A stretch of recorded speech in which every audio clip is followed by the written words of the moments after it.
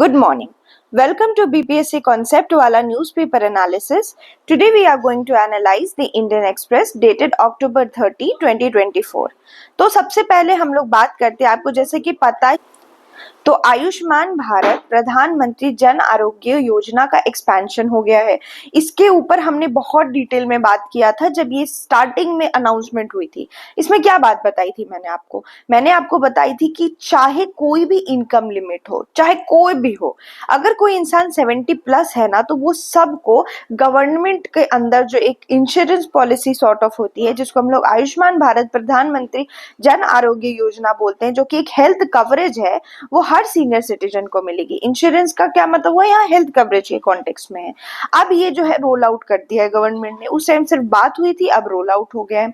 इसमें क्या है ना, कोई भी इनकम लिमिट नहीं है। ये मैंने उस टाइम भी कहा था आपको कि आप ध्यान में रखो, कोई इनकम लिमिट नहीं है, बस एज है कि 70 प्लस होना चाहिए, ठीक है।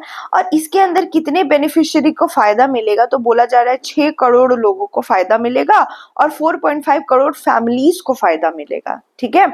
तो ये कौन सी योजना के अंदर आया, तो प्रधानमंत्री जन आरोग्य योजना। तो पहले ये योजना आपको याद रखनी है, ठीक। उसके बाद दूसरी चीज क्या है ना, कि इसमें इंपॉर्टेंट चीज हमें ये जाननी कि ये जो हेल्थ कवरेज है वो किस दिन दिया गया, तो आयुर्वेदा डे के अंदर, जो कि कल था। जो कि कल कौन सा एक और दिन था, तो धनतेरस भी था और आयुर्वेदा डे भी था। तो उस दिन ये स्कीम को रोल आउट कर दिया गया। इस स्कीम के अंदर क्या है ना, कि जो एलिजिबल बेनिफिशियरीज हैं उनको दिया जाएगा आयुष्मान व्यय वंदना कार्ड। तो ये याद रखना आपको, जो एलिजिबल बेनिफिशियरीज हैं उनको ये कार्ड मिलेगा। और ट्यूसडे को हमारे प्राइम मिनिस्टर ने ये कार्ड 4 बेनिफिशियरीज को दिया। जो 4 बेनिफिशियरीज हैं वो कौन कौन से हैं, तो सबसे पहले एक है पंचनन शुक्ला, उनको मिला यूपी से एक बेनिफिशियरी, एक हरियाणा से एक बेनिफिशियरी, एक चंडीगढ़ से बेनिफिशियरीज, ठीक है। इन लोगों को कल प्राइम मिनिस्टर ने हैंड ओवर किया, क्या, तो आयुष्मान व्यय वंदना कार्ड्स हैंड ओवर करी, ठीक। तो ये थोड़ा सा ध्यान में रखना है। और अब हो गई हेडलाइन की बात। उसके बाद एक कमिटी जो है नीट के लीक के बाद कॉन्स्टिट्यूट की थी गवर्नमेंट ने, तो उस कमिटी ने अपने रिपोर्ट्स दे दी हैं, जिसको हम डिटेल में अंदर देखेंगे, ठीक है। तो ये वाली चीज है। अब ये हो गई सारी चीजें, अब हम लोग डिटेल में न्यूज को देख, लेट्स गो। देखो, पहली चीज क्या है ना, कि जब नीट पेपर लीक की बात हुई थी ना, तब नीट पेपर लीक के बाद हमारी गवर्नमेंट ने एक 7 मेंबर कमिटी बनाई थी। उसके हेड कौन थे, तो उसके हेड थे फॉर्मर इसरो के हेड डॉक्टर के राधाकृष्णन, ठीक है। ये कमिटी उसी के तुरंत बाद सेटअप की गई थी। तो अब इस कमिटी ने कुछ कुछ प्रपोजल्स दिए हैं कि क्या करना चाहिए एग्जाम्स को बेटर करने के लिए। तो उसके लिए जो इन्होंने रिफॉर्म्स दिए हैं, उसमें पूरा एग्जामिनेशन प्रोसेस को सिक्योर करने के लिए उन्होंने कुछ रिफॉर्म्स बताए हैं। उसके अलावा पूरा स्ट्रक्चर और ऑपरेशंस एनटीए का चेंज करने की बात की गई है। तो उन्होंने क्या बोला है कि मोस्टली अब एंट्रेंस एग्जाम्स ऑनलाइन कराओ जहां तक पॉसिबल है, ठीक है। और अगर हाइब्रिड मोड का यूज भी कर रहे हो एग्जाम कराने के लिए, तो क्वेश्चन पेपर को डिजिटली भेजना है, लेकिन आप आंसर्स करो पेपर पे अगर जरूरत है, पर क्वेश्चन पेपर तो डिजिटली ही जाएंगे। तो ये ना एक मल्टी स्टेज एग्जाम्स की बात करते हैं मेडिकल एस्पिरेंट्स के लिए, कि कोई मेडिकल एस्पिरेंट्स उनके मल्टी स्टेज में एग्जाम हो।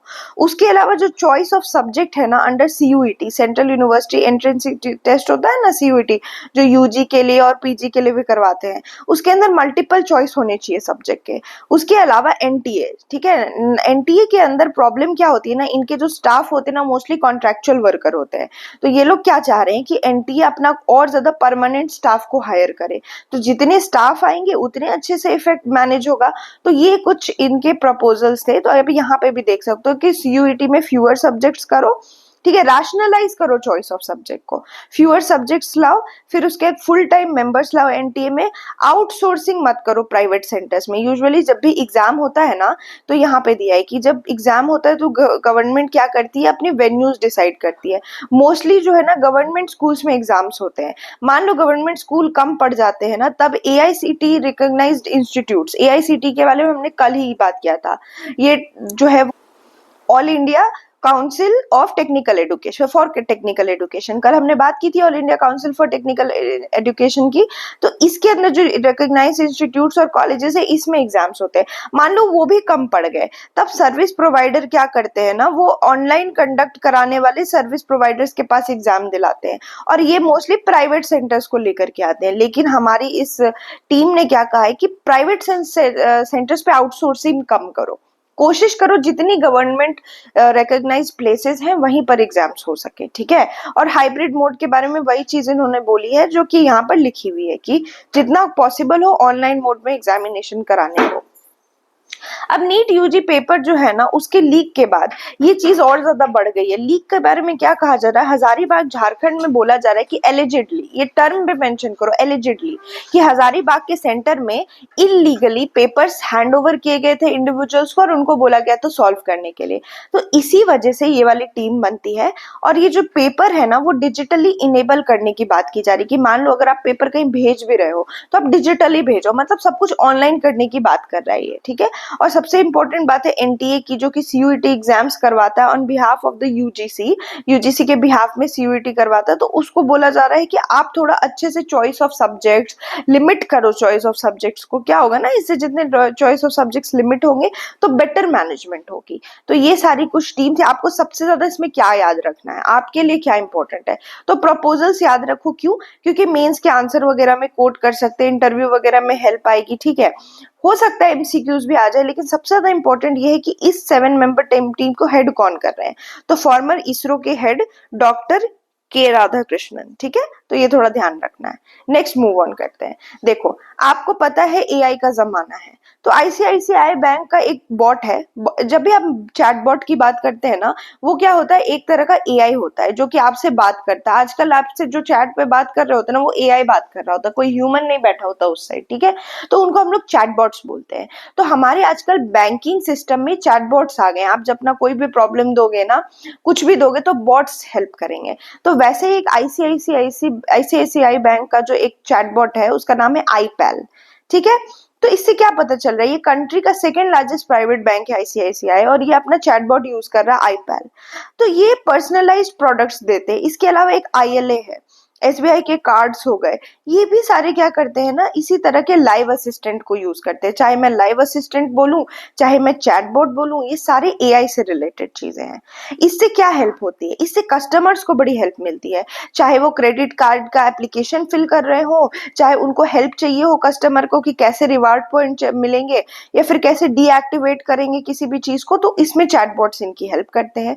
तो जो ये एआई और मशीन लर्निंग के टूल्स बैंक इतना प्रोग्रेसिवली यूज कर रहे हैं ना, स्पेशली प्राइवेट सेक्टर वाले बैंक, तो वो बहुत हेल्प कर रहा है किन चीजों में, तो कस्टमर के एक्सपीरियंस को ठीक कर रहा है, कॉस्ट थोड़ा कम कर रहा है क्योंकि आप लोगों को हायर करोगे इससे बेटर है आप चैटबॉट्स लगा दो, रिस्क थोड़ा मैनेज कर रहा है। उसके अलावा जैसे आईपैल आईएलए जैसे चैटबॉट्स है ना, ये कुछ केसेस में हेल्प कर रहे हैं पोटेंशियल कस्टमर्स को स्क्रीन करने के लिए। स्क्रीन का मतलब है मान लो 10 लोगों ने लोन के लिए अप्लाई किया, तो ये स्क्रीन करके देखेगा कि इसमें से कितने जो है ना वो इस कैपेसिटी के हैं कि इस लोन को वापस से दे सकते हैं, या फिर उनका स्कोर होता है, एक सिबिल स्कोर होता है, वो सारे स्कोर्स चेक करेंगे कि ये बंदा ठीक भी है कि नहीं। तो ये स्क्रीनिंग में भी हेल्प करेगा, तो ये एक तरह से हेल्प करता है। लेकिन प्रॉब्लम क्या है ना, स्क्रीनिंग में एक इशू होता है बायस का, एक इनहेरेंट बायस होता है। अगर इस चैटबॉट ने कभी किसी को पकड़ लिया कि हाँ इस इंसान में कुछ इशू है, तो वो सारे के सारे चैटबॉट्स ना उसको इशू क्रिएट करेंगे, भले उस इंसान की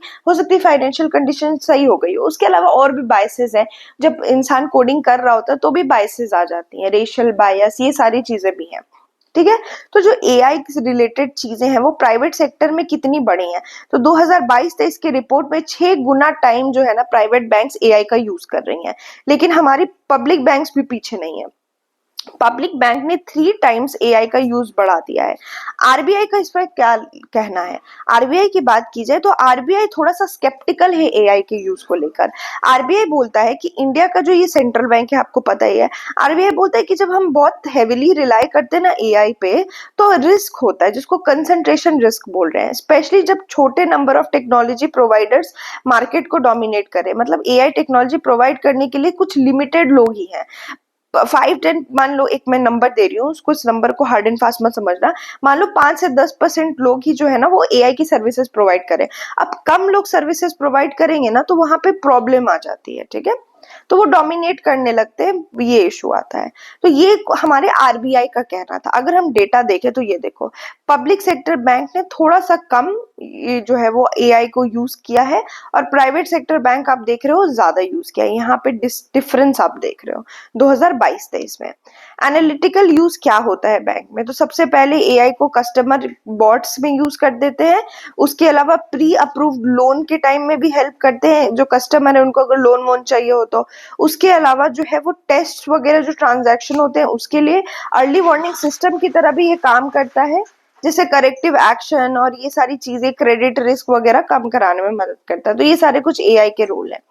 ये आपको पता ही, हमारा करंट अफेयर मैगजीन है तर्कश, जो आप बना ही रहे होंगे, पढ़ ही रहे होंगे, और क्वेश्चंस आपको तो सॉल्व करने ही सर करने हैं। एमसीक्यूज का तो कोई वो है ही नहीं, दो राय मतलब दूसरा कोई ऑल्टरनेटिव ही नहीं है। तो ये सारी चीजें आप करते रहेंगे। चलिए अब बताते हैं। देखो ब्रिक्स, ब्रिक्स के बारे में हमने कितने दिनों तक बात की है।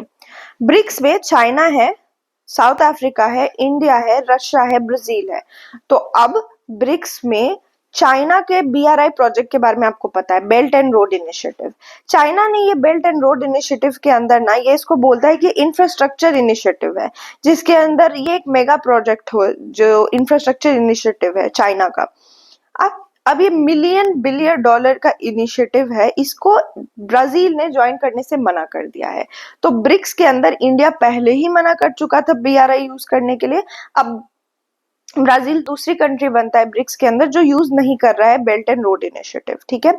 अब देखो ये प्रॉब्लम इसलिए हो जाती है ना कि जब वहां के प्रेसिडेंट, कहाँ के, ब्राजील के, जिनका नाम क्या है, लूला डे सिल्वा, तो आपको ये नाम याद रखना है। ये जब बोल देते हैं कि मैं हम लोग ऑल्टरनेटिव वेज यूज करेंगे कोलैबोरेट करने का चाइनीज इन्वेस्टर से, पर हम लोग बीआरआई ज्वाइन नहीं करेंगे, जब वो ऐसा कोई स्टेटमेंट बोल देते हैं ना, तो चाइना जैसे एक ऑर्गेनाइजेशन जिसमें सी जिनपिंग जो है वो ब्राजील नवंबर 20 में गए भी थे, विजिट किया था उन्होंने ब्राजीलिया, ताकि इसको प्रमोट करा सके, उनके लिए प्रॉब्लम क्रिएट हो जाती है।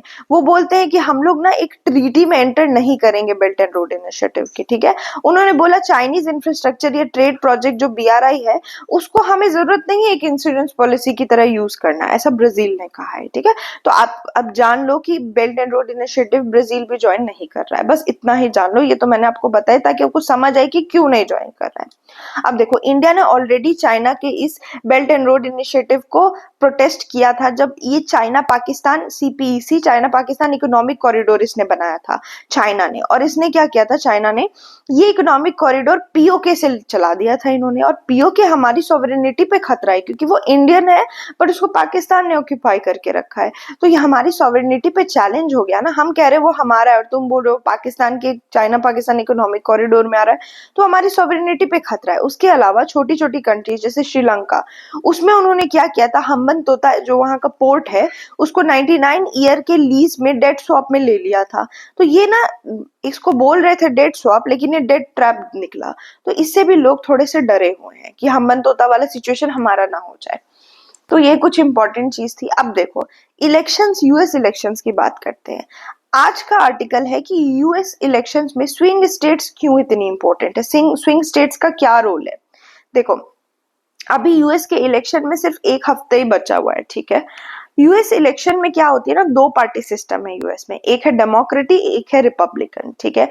डेमोक्रेटिक जो है वो पार्टी जो है उसकी कैंडिडेट, प्रेसिडेंशियल कैंडिडेट कमला हैरिस है, और जो रिपब्लिकन पार्टी के इस बारी जो कैंडिडेट है वो ट्रम्प है, डोनाल्ड ट्रम्प, सबको पता है। अब ये दोनों जो फाइट कर रहे हैं ना, अब ये दोनों नेक एंड नेक हैं।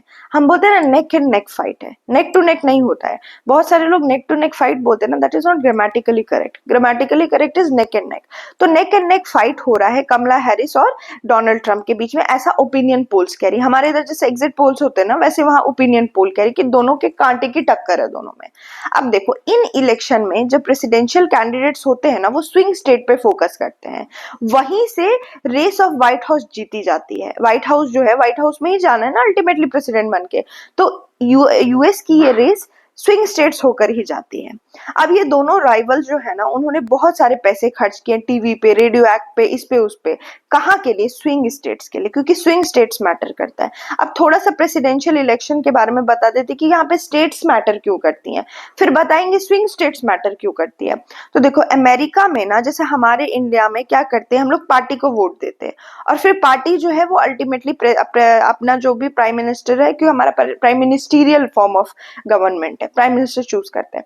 यहाँ पे प्रेसिडेंट मेन हेड होता है यूएस में। तो यहाँ पे अमेरिकन जो है ना वो प्रेफर्ड कैंडिडेट के लिए वोट करते हैं कि हाँ मुझे कमला हैरिस को वोट करना है, मुझे ट्रम्प को वोट करना है।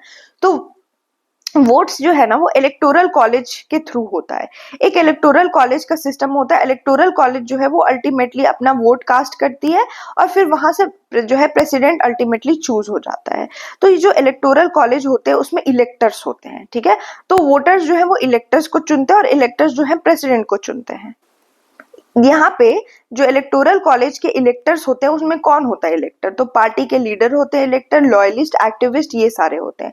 और हर स्टेट में एक सर्टेन नंबर ऑफ इलेक्टर होता है और ये इलेक्टर का नंबर कौन चुनता है, कैसे डिसाइड होता है कि कौन से स्टेट में कितने इलेक्टर्स होंगे, क्योंकि अल्टीमेटली इलेक्टर को ही चुनना है प्रेसिडेंट को। तो वो जो है ना वो स्टेट की पॉपुलेशन को देख करके चेक किया जाता है कि कौन से इन टर्म्स ऑफ पॉपुलेशन, जितना बड़ा स्टेट होगा उतने ज्यादा इलेक्टर होंगे उसके पास और जितना छोटा स्टेट होगा उतने कम इलेक्टर होंगे। और फिर एक कैंडिडेट को 270 538 इलेक्टोरल कॉलेजेस में से 270 इलेक्टोरल वोट्स लाने पड़ते हैं, ठीक है। ये इलेक्टोरल वोट है, तब जाके वो जीतता है। मतलब इलेक्टोरल कॉलेजेस में जो वोट है वो लानी पड़ती है किसको, एक कैंडिडेट को, तब जाके वो व्हाइट हाउस में जाता है। ठीक, इतना आप समझ गए। अब देखो अब रेलेवेंस क्या है जनरल पॉपुलेशन के पार्टिसिपेशन का। तो जनरल जो इलेक्टर्स होते हैं वो उनका पार्टिसिपेशन इसलिए इंपॉर्टेंट है क्योंकि उनका पॉपुलर वोट बताता है इलेक्टर को कि उनको किसको अल्टीमेटली चुनना है, कौन सा पार्टी कैंडिडेट को वो चुनना चाहते हैं। ये जनरल लोगों की वोटिंग से पता चलता है, बाद में तो इलेक्टर्स चूज करेंगे ही। अब यहाँ पे स्विंग स्टेट क्या हो जाती है, उससे पहले मैं बता दूं यूएस में 2 पार्टी सिस्टम है। यहाँ पे जो है ना 2 मेजर पार्टी है, एक डेमोक्रेटिक एक रिपब्लिकन, ठीक है। यूएस में ये चलता है, पर इसका मतलब ये नहीं है कि और पार्टीज नहीं होती हैं, थर्ड पार्टीज भी हैं यूएस में, जैसे कुछ green party, libertarian, constitution party, natural law party. But problem ये है ना कि अमेरिका में पॉलिटिकल लीडर को ऐसा कुछ नहीं कि 50% से ज्यादा वोट लाना, ऐसा कुछ नहीं है। एक कैंडिडेट को प्लुरैलिटी में वोट लाने हैं, मतलब दूसरे कैंडिडेट से ज्यादा। तो अगर ऐसा सिस्टम है ना तो डेमोक्रेटिक और रिपब्लिकन, क्योंकि 2 बहुत बड़ी पार्टीज हैं यूएसए में, तो इसी वजह से प्लुरैलिटी ऑफ वोट्स यहीं चली जाती हैं। तो जो थर्ड पार्टीज है ना जैसे ये वाली, ये एग्जिस्ट नहीं कर पाती हैं। क्या करता है ना, जो एक वोटर होता है, आम जनता होता है अमेरिका को, उसको पता होता है कि जो थर्ड वाले उससे कोई जीत नहीं पाएगा, कोई कंक्लूसिव रिजल्ट नहीं आएगा। तो अल्टीमेटली 2 पार्टी सिस्टम जो है वो इफेक्ट में रह जाता है, 2 पार्टी ही अल्टीमेटली इसी का कैंडिडेट जीतता है। थर्ड बस नाम के लिए, बस इतना ध्यान रखो, ठीक। इतना नहीं भी समझ आए तो बस याद रखो थर्ड पार्टी एग्जिस्ट करती है यूएसए में, बट सिस्टम अल्टीमेटली 2 पार्टी में ही रह जाता है। अब देखो स्विंग स्टेट्स क्या है, यहां से आपका मेन आर्टिकल शुरू होता है। इससे पहले तो बस थोड़ा समझने की बात है। देखो स्विंग स्टेट क्या होती है ना, यूएस में जो मेजॉरिटी स्टेट्स होती है ना वो या तो उनको रेड कलर से दिखाते हैं तो ब्लू कलर से बताते हैं। क्यों, ब्लू जो है वो डेमोक्रेटिक को दिखाता है, रेड जो है रिपब्लिकन को दिखाता है। यहाँ पे होता क्या ना, यूएस में मोस्टली जो स्टेट्स होती हैं वो उनके अंदर एक बायस होता है। ज्यादातर स्टेट्स या तो सालों साल से रिपब्लिकन को चुन रही हैं या तो सालों साल से डेमोक्रेटिक को चुन रही हैं। ये होते हैं सेट होता है इनका कि ये कुछ समय से इतना ही कर रही हैं, ठीक। आप मुझे कमेंट सेक्शन में बताना कि यूएस में टोटल कितने स्टेट्स हैं, नंबर। जैसे इंडिया में टोटल स्टेट्स हम लोग बोलते हैं ना कितने, वैसे यूएस में कितने स्टेट्स हैं। तो देखो जैसे टेक्सास है ना, वो हमेशा से रिपब्लिकन कैंडिडेट्स को चुनती आ रही हैं बहुत समय से, ठीक है। और वैसे ही बहुत सारे स्टेट्स हैं वो बहुत टाइम से डेमोक्रेटिक को चुनते आ रहे हैं अलग अलग। और ये कैसे डिफरेंशिएट होता है, तो वो कैसे डिफरेंशिएट होता है, बहुत तरीके होते हैं जिस तरह से लोग उसको कर रहे होते हैं। एक तो पॉलिटिकल हिस्ट्री, किसी स्टेट की हिस्ट्री रही है कि हाँ हम डेमोक्रेटिक को ही चुनते आ रहे हैं तो वो डेमोक्रेटिक। दूसरी होती है आइडियोलॉजी।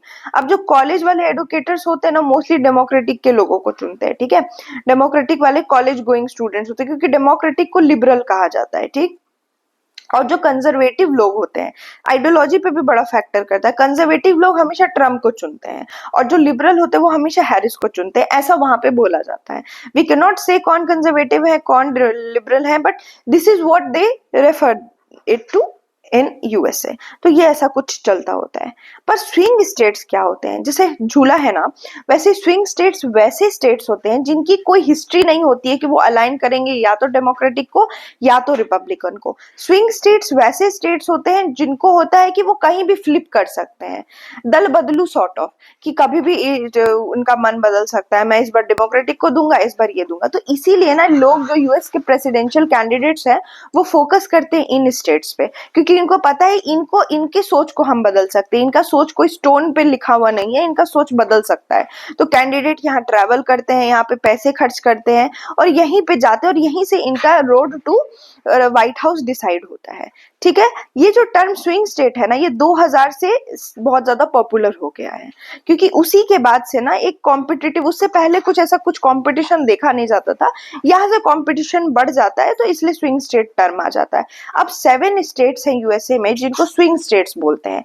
इनके नाम आपको पता होने चाहिए। एक है पेंसिल्वानिया, दूसरा Arizona, Georgia, Michigan, Nevada, north Carolina और विस्कॉन्सिन।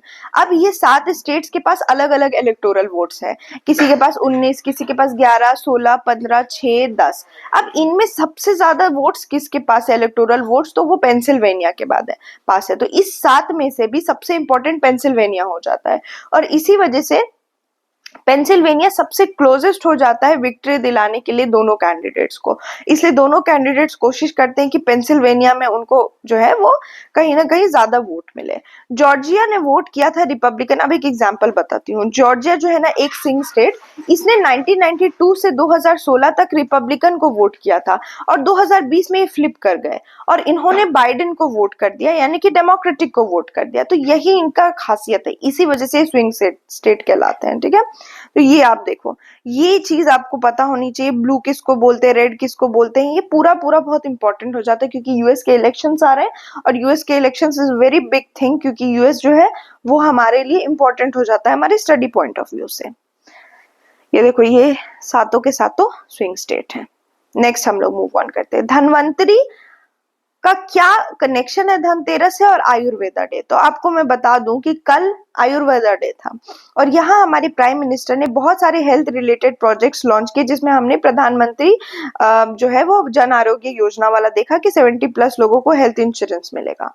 वैसे उन्होंने और भी बहुत सारे हेल्थ रिलेटेड प्रोजेक्ट्स अनाउंस किए कल। क्यों? और कल एक और चीज क्या थी, तो धनतेरस का फेस्टिवल था। अब देखो, आयुर्वेदा डे जो है ना वो सेलिब्रेट किया जाता है धनवंतरी दिवस के दिन। जो आयुर्वेदा डे हम लोग धनवंतरी दिवस के दिन मनाते हैं। क्यों? क्योंकि इस टाइम जो है वो बर्थ एनिवर्सरी मानी जाती है धनवंतरी की। धनवंतरी कौन थे? तो वो हमारे हिसाब से एक पुरानिक गॉड थे। जब वैदिक एरा था ना, तब एक पुरानिक गॉड थे जिनको गॉड ऑफ आयुर्वेदा बोलते हैं, हेवनली फिजिशियन बोलते हैं, और कई बार इनको विष्णु भगवान का अवतार भी बोला जाता है धनवंतरी को। ठीक है, तो यही धनवंतरी जो है उनको उनकी बर्थ एनिवर्सरी को धनवंतरी जयंती और धनवंतरी जयंती को ही आयुर्वेदा डे मानते हैं। आयुर्वेदा क्या है? आयुर्वेदा एक ancient Indian system of medicine है जिसके अंदर होलिस्टिक वेलबींग की बात की जाती है। सिर्फ हेल्थ नहीं, पूरे के पूरी वेलबींग की बात की जाती है। तो गवर्नमेंट ने 2016 से एनुअली आयुर्वेदा डे सेलिब्रेशन के बारे में स्टार्ट किया करना, ताकि अवेयरनेस आ सके लोगों के अंदर आयुर्वेदा को लेके। क्योंकि आयुर्वेदा ना नॉलेज ऑफ लाइफ है, सिर्फ सिंगल एस्पेक्ट हेल्थ पे फोकस नहीं करता, ओवरऑल फोकस करता है। तो इस बार का जो आयुर्वेदिक डे था 2024, उसका थीम क्या था? तो Ayurveda innovation for global health. Globally कैसे आयुर्वेदा हेल्प कर सकता है, इसमें 4 एरियाज पे फोकस किया गया था इस बार के आयुर्वेदा डे पे। एक तो विमेन के हेल्थ पे, वर्क प्लेस वेलनेस पे, स्कूल के वेलनेस प्रोग्राम पे और फूड इनोवेशन पे। यानी आप देख रहे हैं किस तरह से ओवरऑल सबके बारे में बात हो रही है। इंडिया में जो नॉलेज होता है ना आयुर्वेदा का, वो धनवंतरी को एट्रीब्यूट किया जाता है। क्यों? क्योंकि धनवंतरी को डिवाइन फिजिशियन माना जाता है, जिन्होंने कहाँ से नॉलेज ली थी? तो लॉर्ड ब्रह्मा से ली थी। आयुर्वेदा डे जो है वो ऑनर करता है लॉर्ड धनवंतरी के कॉन्ट्रीब्यूशंस को। वो बोलता है कि आयुर्वेदा जो है ना फाउंडेशन प्रिंसिपल्स है हीलिंग प्रैक्टिसेस का और लाइफस्टाइल अप्रोचेस का। जो हमारी नेशनल मेडिकल कमीशन है ना, जिसके अंदर सारी वो ऑर्गेनाइजेशंस को हेल्थ रिलेटेड हॉस्पिटल्स वगैरह को देखता है, उसके लोगों में भी आप देख सकते हो कि बहुत सुंदर सी पिक्चर बनी हुई है धनवंतरी जी की। धनवंतरी और धनतेरस की बात की जाए तो धनवंतरी जी का जब भी इमेज होता है ना, तो उनके 4 हाथ दिखाए जाते हैं। एक हाथ में उनके कलश होता है, एक हाथ में जो है उनके एक शंख होती है और एक हाथ में उनकी लीच होता है और एक हाथ में अमृत होता है। ठीक है, तो वो अमृत और शंख जो है वो हमेशा ही दिखाया जाता है इनका। अगर आप विष्णु पुराण की माने तो धनवंतरी कब निकले थे? तो जब समुद्र मंथन हो रहा था ना, तो समुद्र मंथन में से एक भगवान बाहर आते हैं जिनको धनवंतरी बोलते हैं, जिनके हाथ में अमृत था। ये अमृत जो है वो बोला जा रहा था किसी को भी अमर बना देगा। तो देवता और असुर जो है आपस में मिले और उन्होंने बोला हम लोग आपस में बांटेंगे इस किसको, इस जो अमृत था उसको बांटेंगे, ठीक है। फिर क्या होता है, दूसरा इंसान जब यही अब समुद्र मंथन होता है तो कौन निकलती है, लक्ष्मी माँ निकलती हैं, और लक्ष्मी माँ क्या करती हैं, विष्णु भगवान से शादी कर लेती हैं। समुद्र मंथन हुआ था तो समुद्र मंथन कैसे किया गया था, तो एक माउंटेन था जिसको मंदार माउंटेन बोलते हैं, उसको रॉड की तरह यूज किया गया था, और एक सांप था जिसको वासुकी बोलते हैं, उसको रोप की तरह यूज किया था। इसीलिए जो धनतेरस का दिन होता है ना, उसमें धनवंतरी की भी पूजा होती है और लक्ष्मी माँ की भी पूजा होती है, क्योंकि लक्ष्मी माँ भी निकली थी समुद्र मंथन से। और लोग जो है धनतेरस के दिन जो है गुड हेल्थ के लिए, प्रोस्पेरिटी के लिए पूजा करते हैं, इन दोनों की, धनवंतरी की भी और लक्ष्मी माँ की भी। और एक और लेजेंड है, वो बोलता है कि धनवंतरी जो है अर्थ पे आए थे दिवोदास के नाम से। दिवोदास जो है वो काशी के राजा थे, और उन्होंने आयुर्वेदा का नॉलेज जो उन्होंने ब्रह्म भगवान से सीखा था, ब्रह्मा से सीखा था, वो सारे ऋषियों को सिखाया, जिसमें कि सुश्रुत भी थे। सुश्रुत कौन है, हमारे बहुत ही फेमस एंशियंट हिस्ट्री जब हम पढ़ते हैं तो एंशियंट हिस्ट्री में हम सुश्रुता की बात करते हैं, जो कि अर्लीस्ट सर्जन थे, जो कहीं पे भी आए हैं। लोगों बोला जाता है कि जो पहले सर्जन थे ना वो इंडियन थे। तो ये कुछ इंपॉर्टेंट चीजें थी धनवंतरि से रिलेटेड और धनतेरस से। आज का आपका क्वेश्चन ऑफ द डे ये है कि एक एआई सेफ्टी समिट हुई थी 2023 में, जो कि first ever AI safety summit हुई थी, तो वो कहाँ हुई थी? आप मुझे कमेंट सेक्शन में बताओगे कि वो कहाँ हुई थी। और last question of the day जो कल लिया था मैंने, उसमें आंसर था चार टाइम डिलिमिटेशन कमीशन जो है वो स्टैब्लिश हुई। आप लोगों ने ईयर भी बताया है, जो कि बिल्कुल सही है। सो वेरी गुड, कंग्रेचुलेशंस, आप लोगों ने बिल्कुल सही जवाब दिया था। तो आप लोग का ये हुआ आज का पूरा आर्टिकल जो आपको समझना है। आज का न्यूज़पेपर एनालिसिस, आपके त्योहार बहुत ही नजदीक है, तो आई होप आप लोग सेलिब्रेट भी कर रहे होंगे और साथ साथ अपनी पढ़ाई भी कर रहे होंगे। दोनों को इक्वली इंपॉर्टेंस देना है, एंजॉय भी करना है, बट पढ़ाई छोड़कर नहीं। चलो, with this I conclude my session. Thank you.